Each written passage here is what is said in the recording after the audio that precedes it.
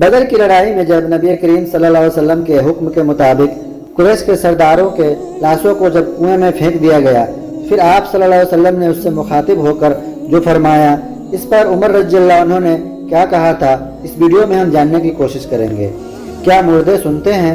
آئیے ہم اس حدیث کی روشنی میں جاننے کی کوشش کرتے ہیں۔ ناظرین اکرام، السلام علیکم ورحمۃ اللہ وبرکاتہ۔ امید ہے آپ سب خیریت سے ہوں گے۔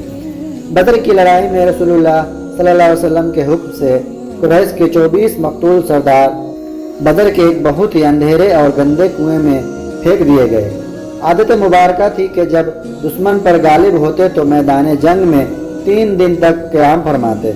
جنگ بدر کے خاتمے کے تیسرے دن آپ کے حکم سے آپ کی سواری پر کجاوا باندھا گیا اور آپ روانہ ہوئے۔ آپ صلی اللہ علیہ وسلم کے اصحاب بھی آپ کے ساتھ تھے۔ صحابہ نے کہا، غالباً آپ کسی ضرورت کے لیے تشریف لے جا رہے تھے۔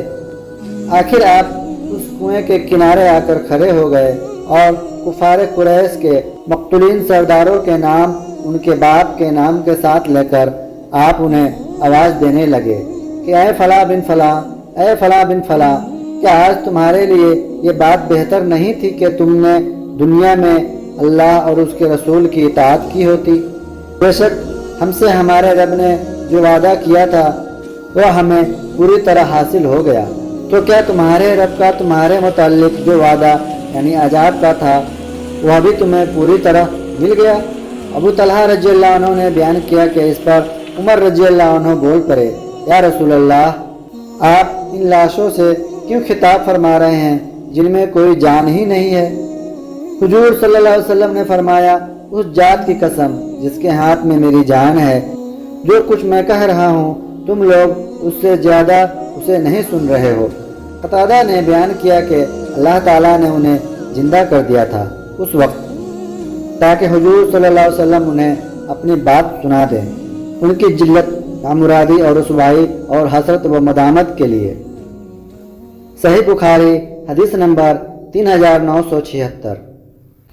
حضرت ابن عباس رضی اللہ عنہما نے قرآن مجید آیت الذین بدلوا نعمت اللہ کفرا، سورہ ابراہیم آیت نمبر 28 کے بارے میں آپ نے فرمایا، اللہ کی قسم یہ کفار قریش تھے۔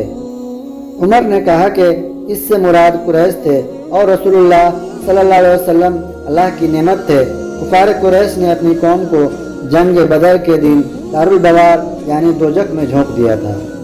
صحیح بخاری حدیث نمبر 3977۔